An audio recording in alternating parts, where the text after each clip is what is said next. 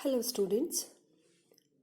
Today class we will start with the doubt asked by a child that why tension in the string is a contact force. And I really liked his doubt. Well done, dear student. You are working hard. You are showing that you are learning your concept and your messages help me in breaking this one-way communication. Okay, so keep asking your doubts, that is very important. Or if something comes into your mind is not clear to you, rewind the video, because rephrasing the words or sentence very frequently will just add on the duration of the video and we won't be able to cover the syllabus. Yes, children, so better put up your questions, send me your doubts so that we can have a smooth subject learning. So that let us come to the doubt. All of you take out chapter and the topic tension in the string. So on the page number 57, the topic is given tension, force or the tension in the string. Let us visualize how it is considered a contact force. Now student, I have these two pens. They are at a certain distance from each other. Yes, they are at a certain distance from each other. They are not exerting any force on each other. Yes, they are not in touch. What will happen if I bring a kind of bridge in between them, or I have placed this object? Now can you say that the two pens are in contact with each other? Yes, they are in contact through a certain medium, through a pen cap or through a bridge. The two ends are there. Say these are the two ends of the river. So when the bridge was not there, we will say the ends are not connected. Yes, the river banks are not connected. But what will happen if I made a bridge in between them? They are considered to be connected through bridge. Yes, now let us keep this thought in the mind and let us look at the picture given here. Now this is the rigid support from where the tension arises. Yes, this is the object hanging. Now this object is able to maintain its position because of the continuous force exerting on it through a string. From where that force is coming? That force is coming from this point. Yes, which we called as tension. So the tension due to this contact is reaching to the body, or you can say the body is able to maintain its position because a force is exerted on it through a string which is in direct contact with the object. Yes, so this force is even imagine that spring is not there. Okay, spring is not there and you are having this object here. Do you think the object will be able to hold its position? Imagine the spring is missing. Only this rigid support is there. Do you think the object will maintain its position? No, it will not.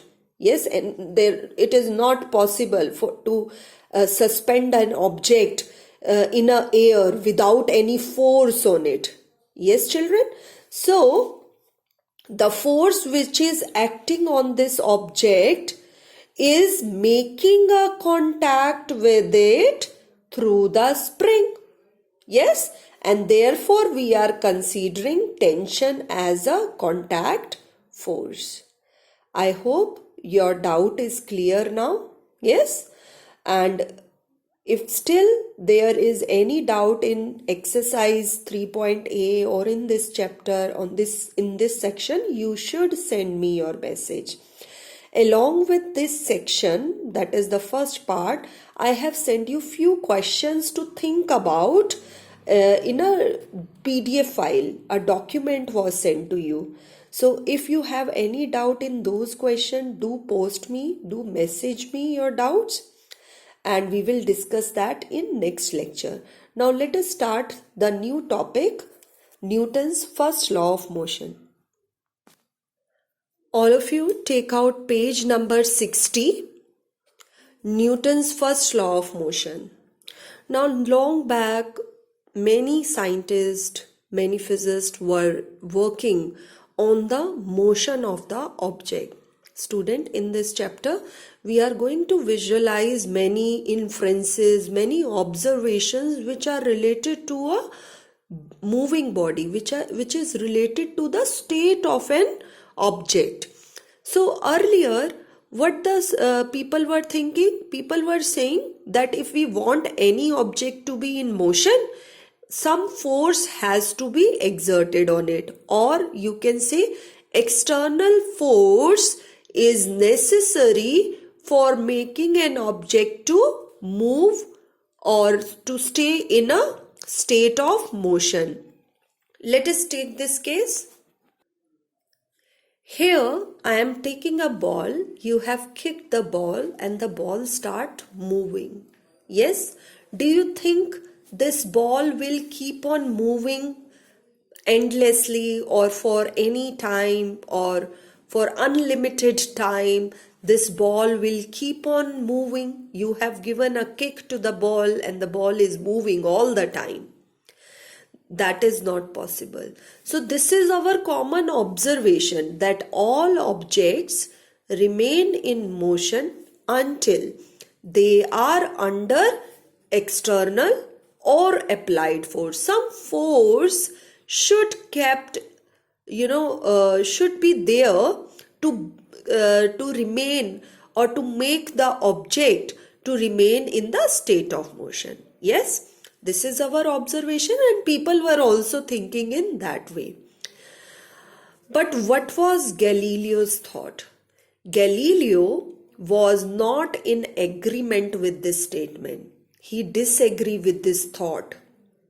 And now we will try to explore why he was saying that there is a condition when the object is moving continuously without force. Now all of you get alert and listen to my answer for why he was disagreeing with this fact.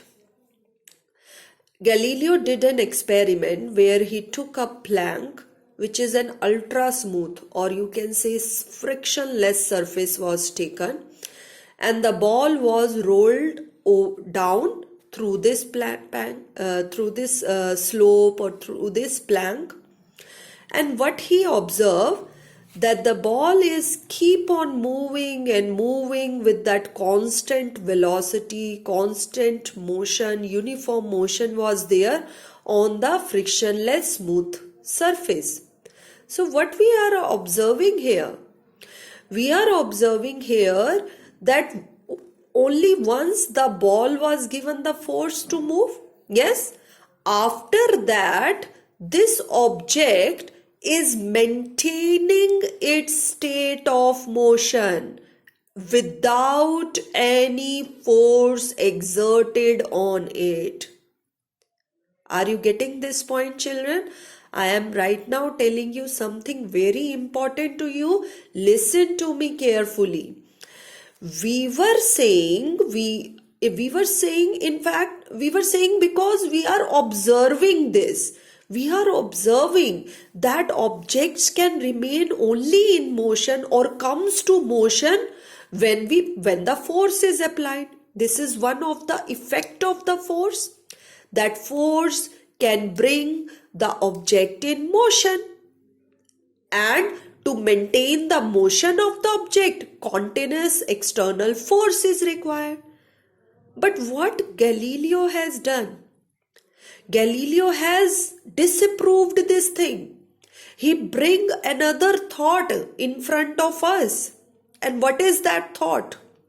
That thought is that yes, the object can be in uniform motion without any external force. But here is the condition he has taken.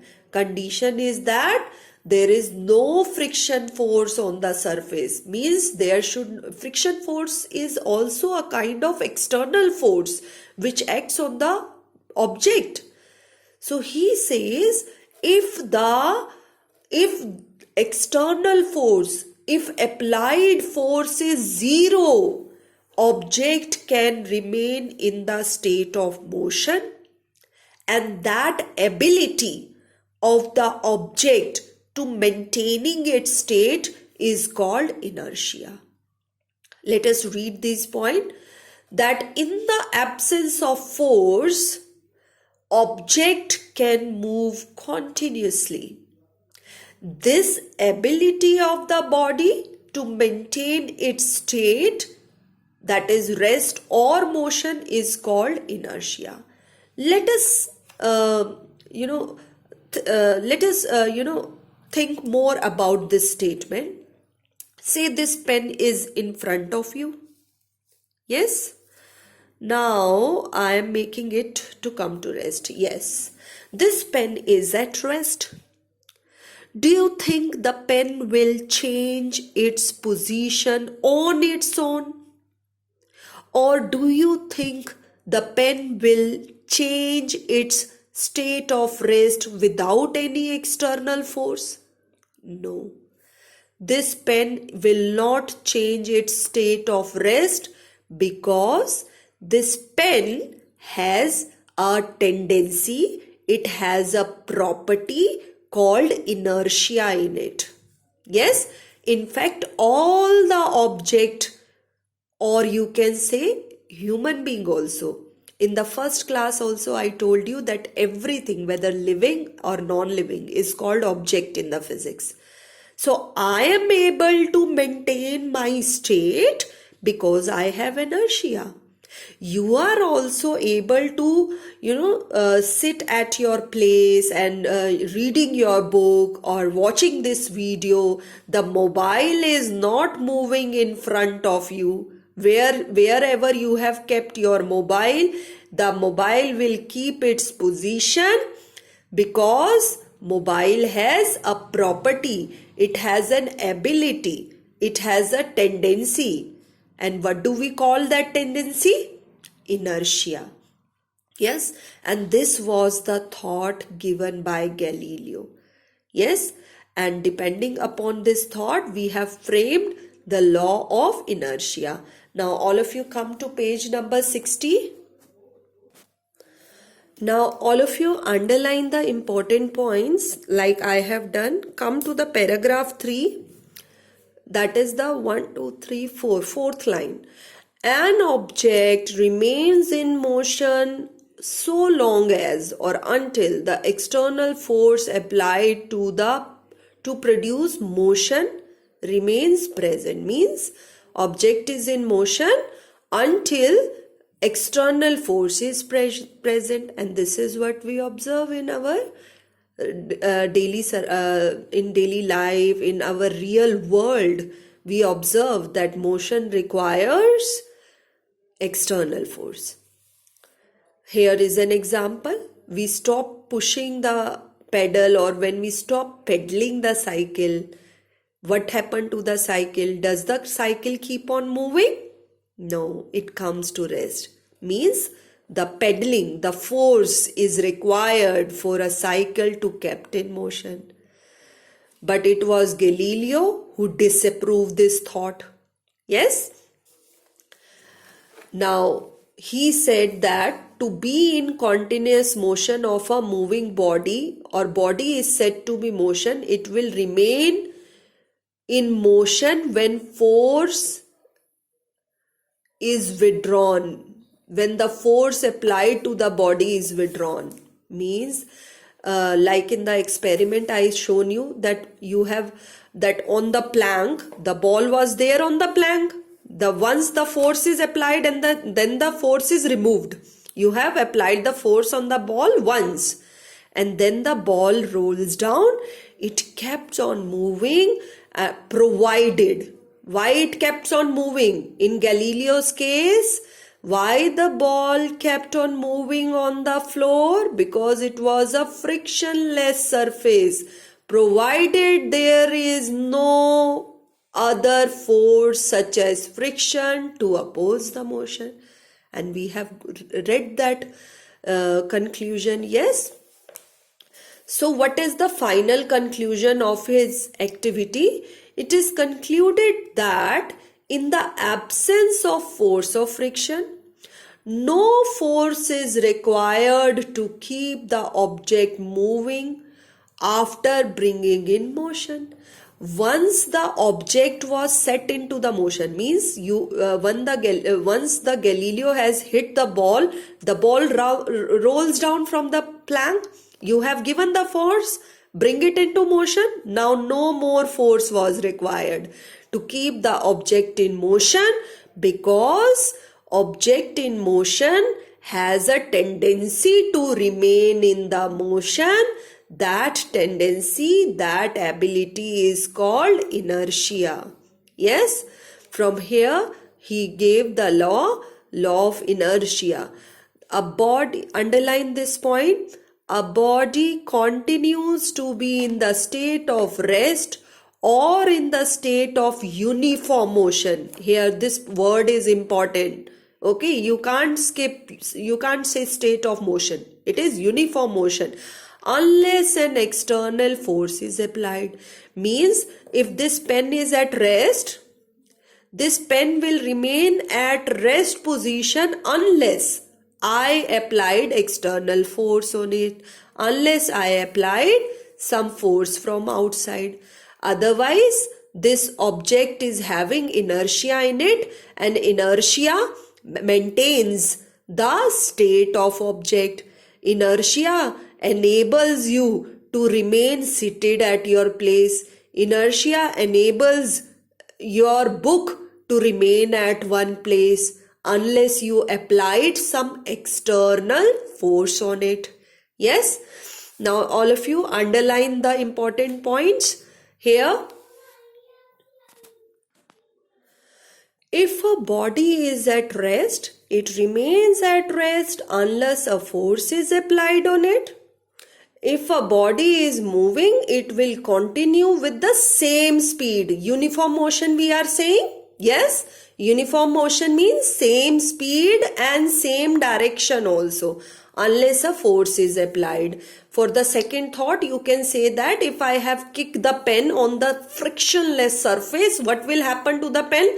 The pen will keep on sliding on the frictionless surface unless I applied some external force on it. Now this thing is difficult to visualize in real world because we don't have very smooth or frictionless surface. But yes, in the labs, you can do this experiment in a proper setup. Okay, appropriate setup, we can do this experiment. Now all of you come to this point. This is the Newton's first law of motion. Children, whatever points we are underlining, you will see that these are the answer to the back exercise questions. Okay, we are going to do it as a homework. So what is the first law of motion? That is Newton's law of motion. It states that if a body is in a state of rest, it will remain in the state of rest, and if it is in motion, it will remain in the motion in the same direction, or you can even say that uniform motion unless an external force is applied on it. You will say that, ma'am, it is almost similar to Galileo's statement, that is law of inertia. Children, Newton actually studied Galileo's work and other scientists' work also, like Kepler's and Copernicus. Every other scientist's work was studied by Newton. He studied their experiment and observation and then given the conclusion. So whatever statement Newton has made, it actually depends. This statement foundation is lies in the other scientist work. Yes. Therefore, you will find the similarity. So the law of inertia was given by Galileo, and the first law of motion is given by Newton. That point you should consider it. Now, there are some important terms related to this law. One is the definition of inertia. Let us underline this. An object cannot change its state by itself. Now, when I say state, it involves both the states, the rest and the motion. We have, through this pen, I have explained you that state of rest is there in the pen because of inertia, or state of motion will be there on any ball rolling on a smooth surface, or say you have a piece of glass and on that glass you made a ball or a marble to roll. That marble will keep on rolling on the glass surface because of the inertia in it. Yes. Now let us underline the property definition for inertia. It is the property or ability or tendency of an object by virtue of which it remains in the state of rest or motion, that is called inertia. It is inherent property. When I say inherent property, means that is like by birth. Anything which is there in our universe is going to have inertia in it. Yes, anything which is having mass in it is going to have inertia in it. Yes, I hope the definition is clear to you. Now let us underline the definition for force. Force is an external cause or agent. It is an external agent which tends to change the state of rest or state of motion of an object. This you should underline the statement. It is also answer to one of the question of back exercise. Now all of you underline the points in the note given here at the top side, right corner. Force is a vector quantity. We have already studied that force something which depends upon the magnitude as well as direction. Whenever you have to exert force on any object, you first have to think about the magnitude. Say this is a heavy almirah in front of you. You will first think about how many people can push it, okay, or I alone can push it. And then second thought will be in what direction I want to push the almirah. So because we are talking about both magnitude and direction here, force is a vector quantity. Now here there is an important thought written that sum of two equal and opposite forces is zero. A body acted upon by several forces can also have a net result zero. This situation is called balanced force. You might have studied about balanced and unbalanced force in your previous classes. Let us just recall the concept. Now what happened in the balanced force case when two equal and opposite, here I have shown 4. Now consider that only F1 and F2 is there. Equal, F1 is equal to F2 and they are opposite to each other. The net force in that case will be 0.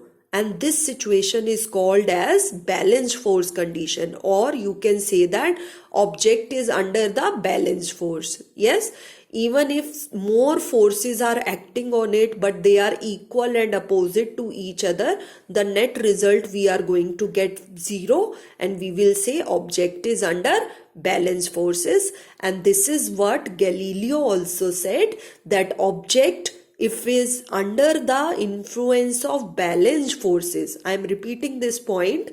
It is not given in the book, but I am giving you some extra thought to think over.